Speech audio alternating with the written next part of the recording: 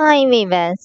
இன்னைக்கு மே 27 மகாநதி சீரியல் என்னாச்சுன்னு சொல்லி பார்க்கலாம்க்கு முன்னாடி சேனல் சப்ஸ்கிரைப் பண்ணாதவங்க மறக்காம சப்ஸ்கிரைப் பண்ணுங்க.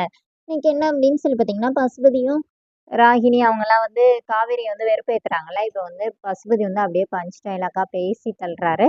இந்த மாதிரி இங்கே பெருசாக ரிசப்ஷன் வச்சிருக்கேன், நீ வந்து பாரு அப்படின்னு சொல்லிட்டு. அப்புறமா எலி வந்து சூரியனை பார்த்தோன்னே கண்ணை முடிக்குமாமா. அப்போ சூரியன் மறைஞ்ச மாதிரி இருக்குமா, நான் வந்து சிங்கம் அப்படிங்கிற மாதிரி பயங்கரமா டைலாக்லாம் பேசுறாரு.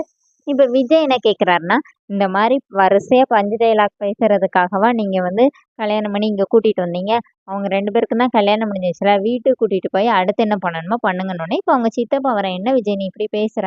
அவ வந்து எப்படி கல்யாணத்த நிப்பாட்டிட்டா" சொல்லி சந்தோஷத்துல இருந்தா. அப்ப அவரு பேசுறதுல தப்பு இல்லையே அப்படின்னோனே, "அப்ப நீங்க பேசிட்டு இருங்கன்னு" சொல்லிட்டு காவேரி கிட்ட வா நம்ம போலான்னு சொல்றாங்க. இப்போ பசுபதி வந்து உங்களையும் தான் ரிசப்ஷன் கூப்பிடுறேன் அப்படின்னோனே, சரி சரி இடத்த காலி பண்ணுங்கன்னு சொல்லி எல்லாத்தையும் அனுப்பி வைக்கிறாரு.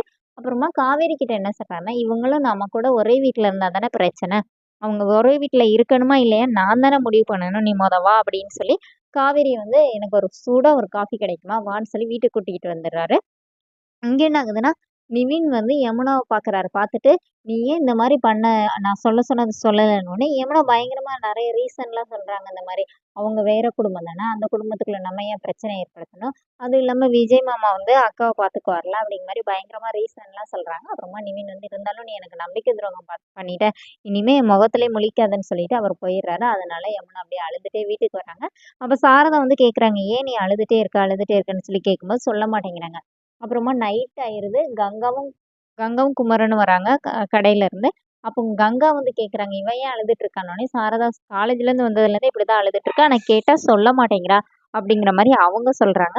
சரின்னு சொல்லிட்டு கங்காவும் குமரனும் கொடைக்கானல் கிளம்பி இங்க ஊருக்கு கிளம்பி வர்றாங்க.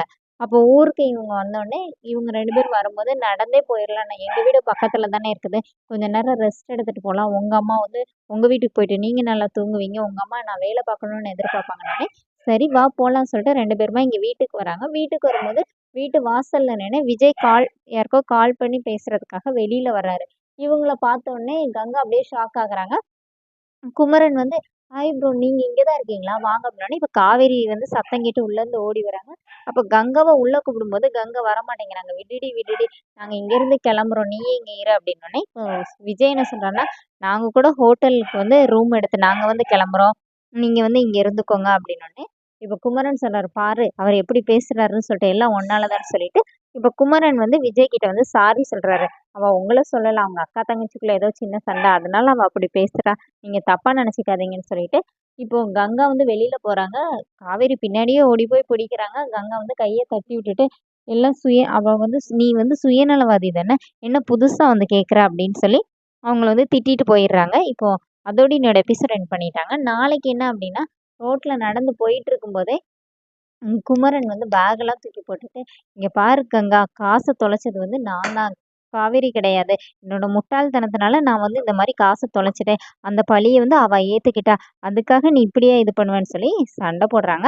அதோட என்னோட எபிசோட் எண்ட் பண்ணியிருக்காங்க. Thank you.